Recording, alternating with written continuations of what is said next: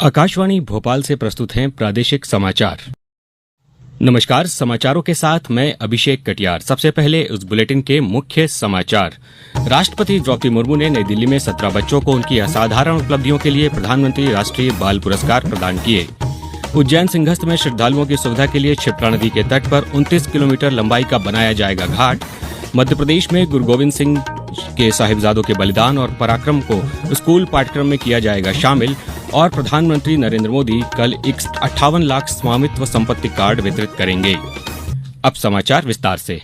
राष्ट्रपति द्रौपदी मुर्मू ने आज नई दिल्ली में 17 बच्चों को उनकी असाधारण उपलब्धियों के लिए 7 श्रेणियों में प्रधानमंत्री राष्ट्रीय बाल पुरस्कार प्रदान किए। 14 राज्यों और केंद्र शासित प्रदेशों के इन बच्चों को कला और संस्कृति, बहादुरी, नवाचार, विज्ञान और प्रौद्योगिकी, सामाजिक सेवा, खेल और पर्यावरण के क्षेत्र में उनकी उपलब्धियों के आधार पर यह सम्मान प्रदान किया। प्रत्येक पुरस्कार विजेता को एक पदक, एक प्रमाण पत्र और एक प्रशस्ति पत्रिका दी गई। राष्ट्रपति मुर्मू ने वीर बाल दिवस के अवसर पर साहिबजादों की वीरता और बलिदान को श्रद्धांजलि दी। इस अवसर पर राष्ट्रपति ने कहा कि बच्चों की प्रतिभा को पहचानना और उन्हें अवसर देना देश की परंपराओं का हिस्सा रहा है और यह परंपरा और मजबूत होनी चाहिए। राष्ट्रपति मुर्मू ने कहा कि साल 2047 में जब भारत की स्वतंत्रता का शताब्दी समारोह मनाया जा रहा होगा, तब पुरस्कार पाने वाले ये बच्चे देश के प्रबुद्ध नागरिक होंगे। मुख्यमंत्री डॉक्टर मोहन यादव की अध्यक्षता में आज मंत्रिपरिषद की बैठक हुई। मंत्रिपरिषद ने मध्य प्रदेश जन्म और मृत्यु रजिस्ट्रीकरण नियम 2024 लागू किए जाने की स्वीकृति दे दी है। बैठक में कृषकों की ऊर्जा आवश्यकताओं की पूर्ति के लिए प्रदेश में स्थापित 11 किलोवाट फीडर्स को सौर ऊर्जा से ऊर्जीकृत किए जाने की स्वीकृति दी गई है। इसके क्रियान्वयन से किसानों को सिंचाई के लिए दिन में बिजली उपलब्ध होगी, जिससे उनकी जीवन शैली व्यवस्थित हो सकेगी। यह भी निर्णय लिया गया कि आगामी सिंहस्थ में श्रद्धालुओं की सुविधा के लिए क्षिप्रा नदी के तट पर शनि मंदिर से नागदा बाईपास तक लगभग 29 किलोमीटर लंबाई का घाट निर्माण किया जाएगा। इसके लिए 778 करोड़ 91 लाख रुपए की प्रशासकीय स्वीकृति प्रदान की गई। निर्वाचन आयोग ने आज बताया कि 2024 लोकसभा चुनावों में 64 करोड़ 64 लाख वोट डाले गए, जिनमें महिला मतदाताओं की संख्या 65.78% है, जो कि पुरुषों के मुकाबले अधिक है। ये आंकड़े आयोग द्वारा जारी 42 सांख्यिकी रिपोर्टों में जारी किए गए। रिपोर्ट के अनुसार इस साल पंजीकृत थर्ड जेंडर मतदाताओं में 23.5% की वृद्धि हुई है। आयोग ने कहा कि यह रिपोर्ट चुनाव प्रणाली में लोगों के विश्वास को दर्शाती है और उनके लिए लाभकारी होगी। राष्ट्रीय स्वास्थ्य मिशन की प्रबंध संचालक डॉक्टर सलोनी सडाना ने कहा कि एनएचएम उमंग कार्यक्रम में स्कूलों में तंबाकू नियंत्रण के लिए शिक्षा विभाग के साथ मिलकर व्यापक जागरूकता अभियान चलाएगा। एनएचएम कार्यालय भोपाल में गुरुवार को राष्ट्रीय तंबाकू नियंत्रण कार्यक्रम के तहत राज्य स्तरीय स्मॉल वर्किंग ग्रुप की बैठक में संचालित गतिविधियों, वर्तमान स्थिति और भविष्य की कार्य योजना पर मंथन किया गया। उन्होंने कहा कि तंबाकू की लत छुड़ाने के लिए वैज्ञानिक दृष्टिकोण अपनाया जाए और राष्ट्रीय मानसिक स्वास्थ्य नीति के अनुरूप नशा मुक्ति अभियान में तंबाकू सेवन करने वालों को भी सहयोग प्रदान किया जाए। प्रधानमंत्री नरेंद्र मोदी ने आज नई दिल्ली में प्रधानमंत्री सुपोषित पंचायत अभियान का शुभारंभ किया।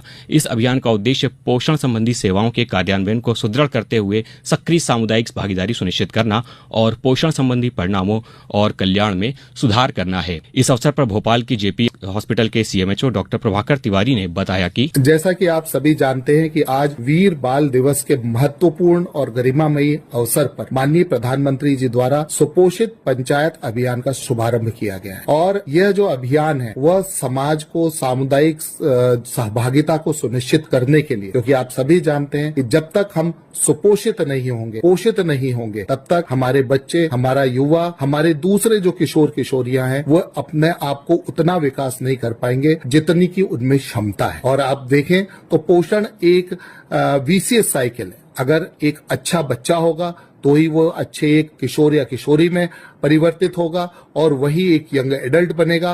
और जब उनके बच्चे होंगे तो वो सुपोषित होंगे, पोषित होंगे और राष्ट्र के निर्माण में सहभागिता दे पाएंगे। मुख्यमंत्री डॉक्टर मोहन यादव ने कहा है कि गुरु गोविंद सिंह के साहिबजादों के बलिदान और पराक्रम को मध्य प्रदेश के स्कूली पाठ्यक्रम में शामिल किया जाएगा। आज वीर बाल दिवस पर भाजपा कार्यालय में आयोजित कार्यक्रम में मुख्यमंत्री ने कहा कि हमारे समाज ने पहले गलती की थी कि किसी दूसरे दिन बाल दिवस मनाया जाता था, लेकिन अब प्रधानमंत्री नरेंद्र मोदी ने बाल दिवस 26 दिसंबर को मनाने का ऐलान कर उस गलती को सुधारा है। ये पराक्रम का दिन भी है और ये विश्वास रखने का दिन भी है कि हमारी भविष्य की पीढ़ियां अपने देश और धर्म के लिए सदैव अपना इस प्रकार का उत्कृष्ट प्रदर्शन करने के लिए मन से तैयार रहती है। परमात्मा की दया से ये भाग्यशाली हैं हम भारत के लोग और हमारा सिख परंपरा, जिसके बलबूते पर भारत की ये वर्तमान की स्थिति दुनिया के अंदर एक ताकतवर देश के नाते दिखाई देती है। वहीं भोपाल के हमीदिया गुरुद्वारे में गुरु गोविंद सिंह के साहिबजादों के बलिदान दिवस पर माथा टेकने के बाद श्री यादव ने कहा कि यह पराक्रम, श्रद्धा, आस्था और विश्वास रखने का दिन है। मुख्यमंत्री राजधानी में भारत भवन में वीर बाल दिवस कार्यक्रम में भी शामिल हुए। इस कार्यक्रम में सिख समाज के धर्मगुरु व अन्य गणमान्य नागरिकों की मौजूदगी रही। राज्य स्तरीय कार्यक्रम में कीर्तन जत्था द्वारा प्रस्तुति और साहबजादों के बलिदान पर आधारित फिल्म का प्रदर्शन किया गया। साथ ही तलवारबाजी का सांकेतिक प्रदर्शन भी किया गया। शिवपुरी के बाल आश्रय गृह में बच्चों को वीर बाल दिवस की जानकारी दी गई। इस मौके पर बच्चों ने प्रधानमंत्री नरेंद्र मोदी के संबोधन को भी लाइव टेलीकास्ट के माध्यम से सुना।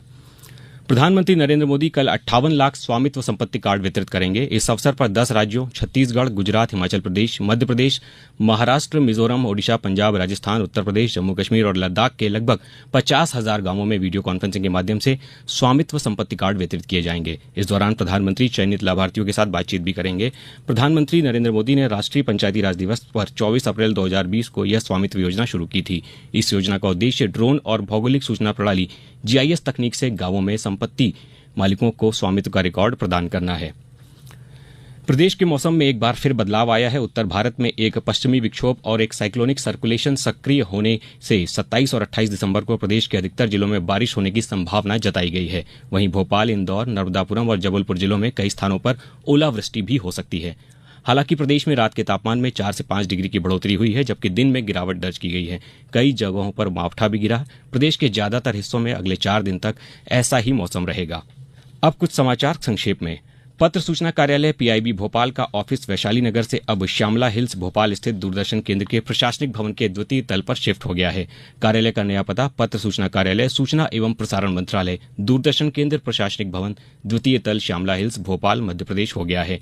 आगरमालवा जिले के बामियाना खेड़ी में कृषि विभाग सुसनेर द्वारा आयोजित हुए प्रदर्शन सह कृषक प्रशिक्षण में वरिष्ठ वैज्ञानिक डॉक्टर RPS शक्तावत ने किसानों को मिट्टी का स्वास्थ्य बनाए रखने की तकनीक से अवगत कराया। देवास जिले में जन सहयोग से चलाए गए मेरा स्कूल स्मार्ट स्कूल के लिए जिले को नई दिल्ली में राष्ट्रीय स्तर पर स्कॉच सिल्वर अवार्ड 2024 मिला है। अभियान का मुख्य उद्देश्य प्राइवेट और शासकीय स्कूल के बीच के अंतरों को कम करना है। PM कॉलेज ऑफ एक्सीलेंस शासकीय आदर्श विज्ञान महाविद्यालय रीवा के गणित विभाग में भारतीय गणितज्ञ श्रीनिवास रामानुजन का जन्मदिन राष्ट्रीय गणित दिवस के रूप में मनाया गया। गुना में आज युवा संगम के अंतर्गत जिला स्तरीय रोजगार एवं स्वरोजगार मेला का आयोजन किया गया। नीमच जिला प्रशासन द्वारा जिले में कुपोषण निवारण के लिए बाल सुपोषण अभियान चलाया जा रहा है। अंत में मुख्य समाचार एक बार फिर। राष्ट्रपति द्रौपदी मुर्मू ने नई दिल्ली में 17 बच्चों को उनकी असाधारण उपलब्धियों के लिए प्रधानमंत्री राष्ट्रीय बाल पुरस्कार प्रदान किए। उज्जैन सिंहस्थ में श्रद्धालुओं की सुविधा के लिए क्षिप्रा नदी के तट पर 29 किलोमीटर लंबाई का घाट बनाया जाएगा। मध्य प्रदेश में गुरु गोविंद सिंह के साहिबजादों के बलिदान और पराक्रम को स्कूल पाठ्यक्रम में शामिल किया जाएगा। और प्रधानमंत्री नरेंद्र मोदी कल 58 लाख स्वामित्व संपत्ति कार्ड वितरित करेंगे। इस बुलेटिन में बस इतना ही।